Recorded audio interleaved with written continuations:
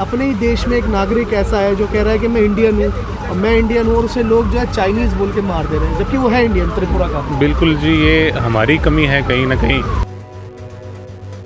ये बिल्कुल सही बात है। इन्हीं सारी चीज़ों से तो परेशान हो रखे हैं वो सब लोग। हम चाहते हैं कि ऐसी कोई भी चीज़ ना हो और हिंदुस्तान ऐसे बंटवारे में ना बटे। ये आज बहुत प्रिविलेंट हो गया है, बहुत ज़्यादा हो रहा है कि नॉर्थ ईस्ट के लोगों के साथ में एक अलग बर्ताव किया जाता है। कहीं ना कहीं ये जो केस है, अगर इस पर स्ट्रिक्ट एक्शन हो, कहीं ना कहीं अगर सरकार पहले इस पर जागरूक होती जो वहाँ की है, तो एक एग्जाम्पल सेट होता है, एक लोगों में डर भी होता है कि अगर कल को हम ये चीज़ करते हैं तो इस पर स्ट्रिक्ट एक्शन लिए जाएंगे। पुलिस ने जिस लहजे में ये बोला कि आप सब यहाँ से चले जाएं, आपके पास ऑर्डर नहीं है, आप यहाँ प्रोटेस्ट नहीं कर सकते, तो क्या वहाँ पुलिस पे ऑर्डर थे कि भाई वो जो जिस अपने भाई की मौत हुई है उसको बचाएं? उन पे भी तो ऑर्डर थे, उनका भी तो कार्य था। तो ये सिस्टम का फेलियर है टोटल। हम लोगों को बहुत ज़्यादा दुख है और हम चाहते हैं कि जल्दी से जल्दी उसे न्याय मिले। उसे न्याय जब भी मिलेगा, जब हमारे जो भी नॉर्थ इंडियन है वो इधर इंडिया में सेफ फील करेंगे, उन्हें न्याय जब भी मिलेगा। देहरादून में त्रिपुरा के छात्र एंजल चकमा की जिस तरीके से लिंचिंग करने के बाद जो हत्या हुई है, उसके खिलाफ आज NSUI जो है वो दिल्ली के जंतर मंतर पर प्रदर्शन कर रही है। साफ तौर पर क्या कुछ उनकी मांग है और इस पूरी घटना को लेकर छात्रों में कितना रोष है, चलकर छात्रों से बात करेंगे और जानेंगे कि वो इस घटना को लेकर क्या कुछ कहते हैं और साथ ही साथ वो किस नज़र से इस पूरी घटना को देखते भी हैं। कैसे ये देश में जो हत्याएं हो रही हैं, कभी धर्म के नाम पे, कभी जाति के नाम पे, अब एक शख्स को चीनी कह के मार दिया, कितना दुर्भाग्यपूर्ण है। बहुत ज़्यादा दुर्भाग्यपूर्ण है। अभी हम लोग उधर से ही आ रहे, हम लोगों ने अभी शोक मनाया था, हम सारे लोग गए थे वहाँ, हम लोगों ने कैंडल मार्च की थी। हम लोगों को बहुत ज़्यादा दुख है और हम चाहते हैं कि जल्दी से जल्दी उसे न्याय मिले। उसे न्याय जब भी मिलेगा, जब हमारे जो भी नॉर्थ इंडियन है वो इधर इंडिया में सेफ फील करेंगे, उन्हें न्याय जब भी मिलेगा। लेकिन कहीं ना कहीं देखा जाता है कि उनको जो है जाति सूचक शब्द और रेसिस्ट शब्द कहे जाते हैं, कहा जाता है कि आप फला देश के हो और वहाँ चले जाओ, ऐसी बातें कही जाती हैं। ये बिल्कुल सही बात है। इन्हीं सारी चीज़ों से तो परेशान हो रखे हैं वो सब लोग। हम चाहते हैं कि ऐसी कोई भी चीज़ ना हो और हिंदुस्तान ऐसे बंटवारे में ना बटे। जिस तरीके से एंजल चकमा का भी जो पूरा लिंचिंग हुई है, कितना दुर्भाग्यपूर्ण है इस देश में उसी के देश के नागरिक को दूसरे देश का कहा जाए। बहुत ही दुर्भाग्यपूर्ण है, क्योंकि आज भारत जाना जाता है तो इसलिए जाना जाता है एकता, विभिन्नता और अलग अलग कल्चर्स के लिए, और उसमें एक जो नॉर्थ ईस्ट के लोग हैं उनका एक अलग ही कल्चर है, तो उसको हमें अपनाना पड़ेगा। मतलब जो हम भारत के लोग हैं, हमें किसी के कहने की ज़रूरत नहीं होनी चाहिए, हमारे अपने लोग हैं। और कितनी ही बार ये लोग प्रमाण दें कि हम भारतीय हैं, तो ये बहुत ही, मैं तो कहूँगी कि गलती कहीं ना कहीं हमारी भी है, हम लोगों की है कि हम कहीं ना कहीं अपने देश के कुछ वर्ग के लोगों को अपना ही नहीं पाए अभी तक कि हम उन पे ऐसे कमेंट्स करते हैं। मैं दिल्ली यूनिवर्सिटी की छात्रा हूँ और मुझे कहीं ना कहीं लगता है कि ये दिल्ली यूनिवर्सिटी में भी बहुत बड़े लेवल पे होता है कि जो नॉर्थ ईस्ट से स्टूडेंट्स आते हैं उनको कहीं ना कहीं ऐसे लेफ्ट आउट फील कराया जाता है। जब उसको जिस तरीके से उसकी लिंचिंग हो रही थी, वो बार बार कह रहा था कि मैं इंडियन हूँ, और उसके बाद भी जो है लोग जो है वहाँ नहीं रुके। हालांकि CM धामी ने कहीं फ़ोन करके बात की है, लेकिन कहीं आपको ये नहीं लगता कि धामी जी का बात करने से कहीं ज़्यादा बेहतर होता है कि उन लोगों के लिए भी कुछ जो है सख्त एक्शन लिए जाएं जो लोग इसमें जो है इन्वॉल्व हैं? ये आज बहुत प्रिविलेंट हो गया है, बहुत ज़्यादा हो रहा है कि नॉर्थ ईस्ट के लोगों के साथ में एक अलग बर्ताव किया जाता है। कहीं ना कहीं ये जो केस है, अगर इस पर स्ट्रिक्ट एक्शन हो, कहीं ना कहीं अगर सरकार पहले इस पर जागरूक होती जो वहाँ की है, तो एक एग्जाम्पल सेट होता है, एक लोगों में डर भी होता है कि अगर कल को हम ये चीज़ करते हैं तो इस पर स्ट्रिक्ट एक्शन लिए जाएंगे। अभी आप किस तरीके से देखती हैं देश भर में जिस तरीके से महिलाओं को लेकर भी अपराध हो रहे हैं? आप एक खुद स्टूडेंट हैं, महिला भी हैं। पिछले दिनों कुलदीप सेंगर वाला मामला हुआ, अंकिता भंडारी वाला मामला उत्तराखंड का ही है। इन चीज़ों को कैसे देखते हैं कि महिलाओं के विरुद्ध जो है वो अपराध नहीं रुक रहे? एक तरफ भाजपा का नारा है बेटी बचाओ बेटी पढ़ाओ, लेकिन अब ये वार्निंग नहीं लगने लगा है। कहीं ना कहीं ऐसा लगने लग गया जैसे जो उन्नाव रेप केस का जो विक्टिम थी, उनकी माँ थी, वो इंडिया गेट पे बैठी थी वो फैसला आने के बाद जब उनको बेल मिली, तो पुलिस ने, मैं भी वहीं पे थी, मुझे भी वहाँ से हटाया, बाकी लोग जो देख रहे थे उनको हटाया और घसीट के विक्टिम को अपनी वैन में डाल दिया, क्योंकि वो हट नहीं रही थी और पीसफुल प्रोटेस्ट कर रही थी, बहुत ही अपना मैसेज कन्वे कर रही थी। तो कहीं ना कहीं ये बहुत ही बड़ी दुर्भाग्यपूर्ण स्थिति है महिलाओं के लिए। देश के जो कहीं ना कहीं अल्पसंख्यक लोग हैं, जो कम संख्या में पाए जाते हैं, तो उच्चतम वर्ग के जो लोग होते हैं कहीं ना कहीं उसको एक्सेप्ट नहीं कर पा रहे, और कहीं ना कहीं हम भारतवासियों की गलती है कि हमारे देश के लोगों के साथ ऐसा हो रहा है कि हम एक्शन क्यों ले रहे हैं, हम क्यों वेट करते हैं कि सरकार कोई एक्शन लेगी। जैसे आज ये हुआ या कहीं पे भी प्रोटेस्ट होते हैं तो मैं देश के सारे ही लोगों को कहना चाहती हूँ कि आप किसी के भक्त मत बनो, आप बस जागरूक हो जाओ। और जब आप इंसान बनो, जब आपको लगे कि कहीं कुछ गलत हो रहा है, तो भले ही आपका वो फेवरेट नेता हो, आप आवाज़ उठाओ। ठीक, आप कुछ बोले भैया कि जिस तरीके से पूरा घटना हुई है उस पर कितना दुर्भाग्यपूर्ण लगता है जब एक देश में उसी के नागरिक को दूसरे का देश का बताकर जो उसकी हत्या हुई। जब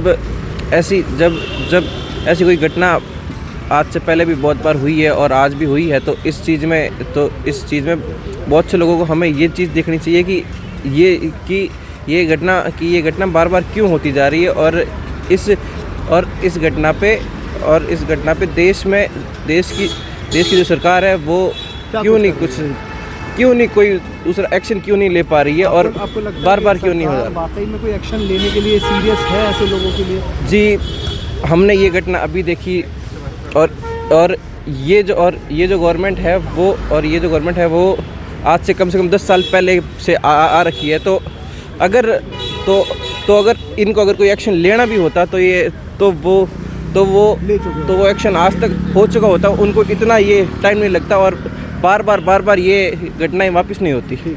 अभी कुछ और छात्र भी यहाँ पर हैं, उनसे जानेंगे।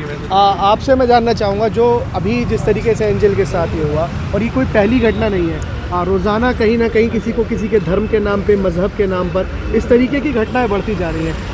कैसे देखते हैं आप? युवा है, देश का अगला भविष्य है। मैं तो इसको सिस्टम का फेलियर कहूँगा। जिस हिसाब से अभी हम, जैसे आपने देखा कि हम वहाँ प्रोटेस्ट कर रहे थे, तो पुलिस ने जिस लहजे में ये बोला कि आप सब यहाँ से चले जाएं, आपके पास ऑर्डर नहीं है, आप यहाँ प्रोटेस्ट नहीं कर सकते, तो क्या वहाँ पुलिस पे ऑर्डर थे कि भाई वो जो जिस अपने भाई की मौत हुई है उसको बचाएं? उन पे भी तो ऑर्डर थे, उनका भी तो कार्य था।